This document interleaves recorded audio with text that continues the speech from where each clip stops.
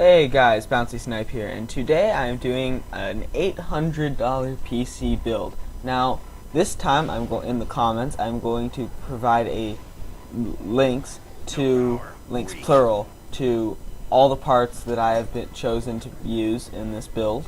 These parts are readily available, and this will push 1080p with decent frame rates, and it'll play all the games that are coming out, and in my opinion, it's like the best thing I could get, and I trust all of these components. So why not just get started?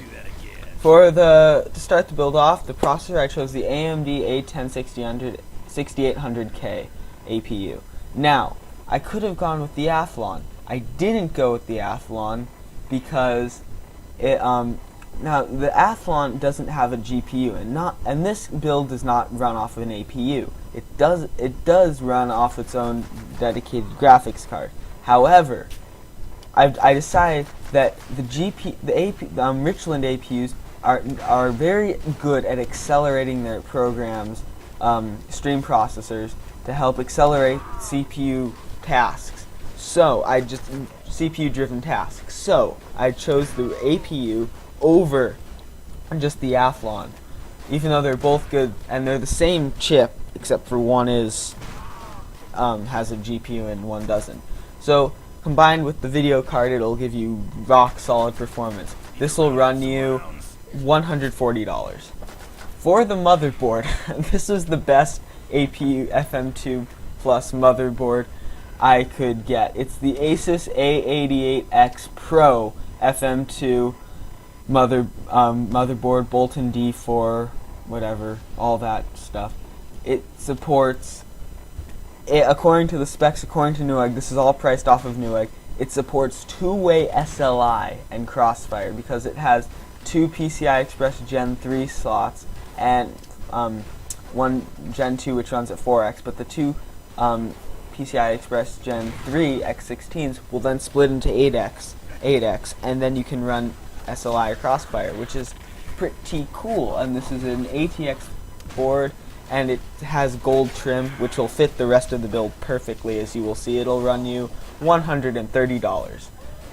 For the case, I chose the Raid Max Blade ATX 298 WY black yellow steel plastic ATX mid-tower case. This will run you $55, and although it's not the greatest case, it'll support everything that we need inside of it.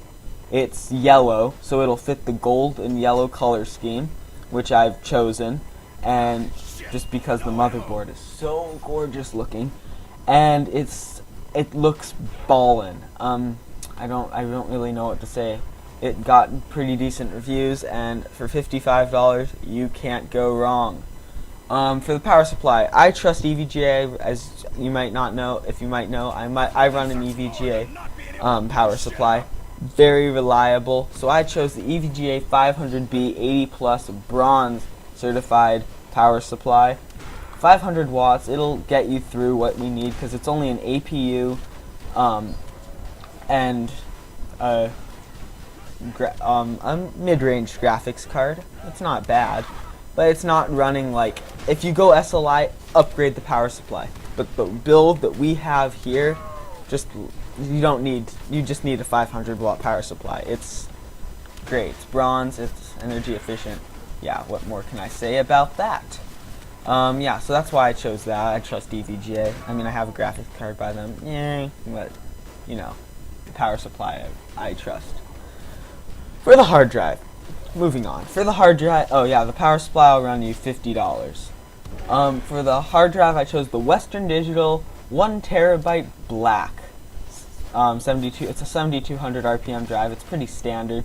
I decided I was going to go premium with other things and not get like a 60 gigabyte SSD. I mean, seriously though, a 60 gigabyte SSD, you can store like nothing on that.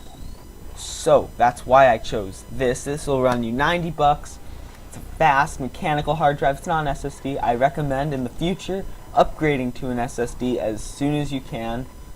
But for $90, this won't do you any harm, and it's just fine. It's pretty quiet. I trust it. For the RAM, we got ourselves 8 gigabytes of G-Skill Aries series RAM. It's 1600 megahertz, which is pretty good. It'll run you $80, which is kind of expensive for 8 gigs, but it goes with our build color, yellow, which is nice. I'm gonna be a total dick and go with the video card later or after this, but it's yellow. It got fins. It just looks super beast. Yeah, that's all I can say about that. It'll run you $80. Okay, now for the graphics card. I decided that I was gonna go with a R9 270X. This one is the highest end one that we could get because of the yellow build color, and it was good. Like there was a sapphire one that was yellow, but no. So this is the MSI R9 270X Hawk by MSI. It's got all these different features. It's overclocked. It allows for crossfire. It's big. It has these beast coolers with anti-dust protection, so that it spins the other way before it goes one way to get rid of all the dust and blow it out of the card to preserve itself. It has 10mm heat pipes.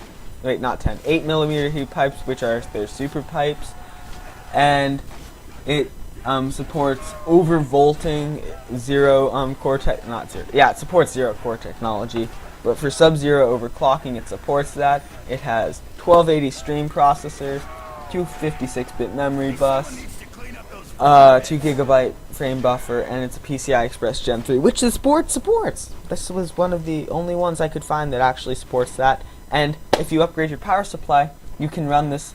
You can buy another set 270X of some kind, or you can get another one of these. This is the best 270X you could possibly buy on the market today. Yeah, it's just super cool looking. Yeah, I would take this over my card any day. It'll run you $230. Now, one second. Okay, so you might hate on me for this. Okay, I dig it. Okay, so a lot of people these days don't go with this because they say, oh yeah, we don't use this anymore. Da da da. Yes, I should probably say what it is. It's a disk drive, okay? Now don't hate on me. Listen before you start hating on this video because of it. It is, as it is a disk drive, I find that when you install Windows, a disk drive is exactly what you want. I mean, because it just makes it, all you have to do is go into the motherboard and select the boot order, and that's it. You put the disk in, and it installs it off the disk, and you're done. Whereas a USB, you have to, I don't know, you have to download it from another computer and da da da da da.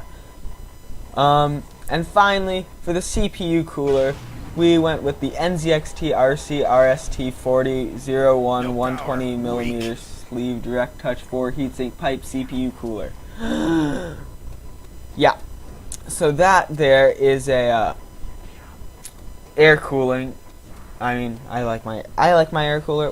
Mine wasn't in the budget, but this is a solid air cooler. It's normally $40. You can get it for $25 right now in Newegg, and I like it. It looks pretty cool. It's not yellow, but you know, our build's pretty sick. So yeah, that's that, guys. Oh yeah, the Asus. This is the disk drive's the Asus DRW24B1ST black, but ass black SATA 24 DVD burner. It's $17. There. You've set all the pricing. Your grand total is $815.91 with via Newegg. I'll put all the links for the for my cart, which will probably expire, but I'll put all the links for the parts in the description below. Yeah, this is gonna be a beast system. If you don't want to spend that about $200 more and get paid for the $1,000 system, as I stated, as I made before, yeah, this is pretty much pretty much the best $800 system that you can possibly buy, in my opinion, at this moment in time, this holiday season now. Yeah, what more can I say? If you like this video, like it. If you dislike this video, preferably not dislike it, but dislike it if you want, and let me know in the comments what you think, and I will, and any thoughts or what you would do. Tell me what you would do with $800 if you were gonna build yourself a new computer for this holiday. Let me know in the comments below, and I'll get back to you on that. So, yeah, I'll see you later, guys. Well, that was a stupid ending. So yeah, enjoy your holiday season. I may not do another one before that, or no, Thanksgiving break's coming up. I hope you've been enjoying the rest of the content on my channel. So yeah, if you want to see more, hit that subscribe button, and I will see you later. Peace.